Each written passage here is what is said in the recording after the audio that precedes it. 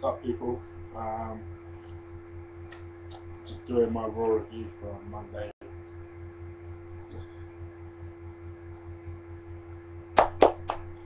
Excuse me. From Monday the 3rd of February. Um, with the show, I think most people tuned in because they wanted to see what Raw was like, life without CM Punk, if you like. I'm actually somewhat prepared this time. Got my fucking notes. So let's get to it. Raw kicked off today with Randy Orton kicking off the show. You notice the Raw seems to start the same way. He comes out bitching about something. Authority comes out straight after. Starts running him down. This is supposed to be the guy they've chosen, mind you. Start running him down, saying, "Oh, maybe we should reconsider you as the face of our brand." I don't know. There seems to be something wrong with that. I don't know. That's supposed to be their guys. Why do they constantly run him down to try and get the babyface pop? You gotta admire. I don't know. I don't know. It just seems a bit weird to me. But yeah, essentially, Steph says that Orton needs to prove himself to them, so he's gonna put him in one-on-one matches with all the Elimination Chamber opponents, starting with, of course, Daniel Bryan. So that was the main event. And he has what I like to call exhibition matches for the Shield and the Wyatts. The first of them was the Shield versus Big E Langston, Kofi Kingston, and Rey Mysterio. Was what it was. Did anyone think that Big E, Kingston, and Mysterio were going to win? Not me, so. Shield won. Obviously trying to tell a couple of stories here. I'm trying to, obviously build a feud between them and the Wyatts. At the same time, they're trying to tease the breakup of the Shield. And they went some way to achieving that. That's what it was. Essentially, they did it by basically Reigns having everything under control. Just when he was about to spear Biggie, what's his name? Ambrose tags himself in, does his finisher on Biggie. 1, 2, 3. Shield win. That's what it was. I'm gonna ignore the bad news Barrett and King conversation because it just seemed awkwardly placed and weird. So I'm just gonna ignore that. And then a rematch from SmackDown. Yes, I actually watched SmackDown this week. Christian versus Swagger. Christian won again. That's what it is. New Age Outlaws versus the Rose Boys. And I think it was your hour main event in a steel cage. Good match. Not amazing or anything, but a good match. Nice spot with Cody Rhodes doing a moonsault off the top of the cage. It did seem a bit weird. It did seem a bit oddly placed. Like it felt like a move that you would do in a pay-per-view. That's why, in my opinion, this match should have been at, I don't know, Elimination Chamber. Wasn't that? I think maybe because it might be a bit awkward to put a cage in a chamber and hang them both up, but I don't know, it just seemed a bit of a weirdly paced match.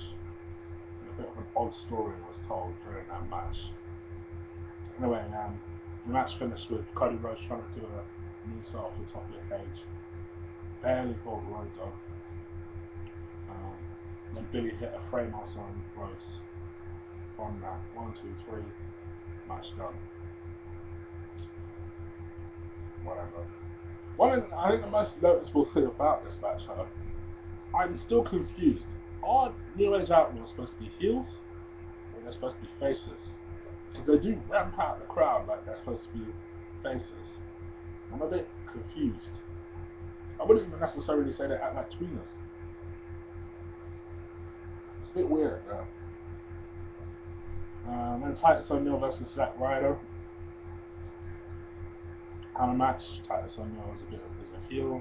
Anyone who doesn't watch SmackDown, I actually tuned in for the first time in a long time myself. But basically, primetime players aren't no more, which is a bit sad. I really do like primetime players. They're a good tag team. Never was a fan of Darren Young, but as part of the team, I kind of accepted him and I quite liked him. But Titus has always been a star, so I'm hoping for big things. But then, it's just WWE we're fucking talking about. We'll see, especially when it comes to WWE making a black man a star. So we'll see. But yeah, that match happened. Miz interrupted. Did like a weird thing on commentary where he basically said, is this what you guys are coming to? I don't know what the fuck. Maybe it's just a gimmick now, I don't know. And then he walked off, which is really weird. I don't actually remember who won. I think Titus O'Neil won that much. And Bandana and Santino had a dance off. I know this segment's been getting slated. I quite liked it. Yes, it could have been funnier, but I think Santino is always very good in this role. And wrestling is supposed to be fun. It's supposed to be funny in certain places. And I actually thought it broke up the monotonous flow of the show quite well.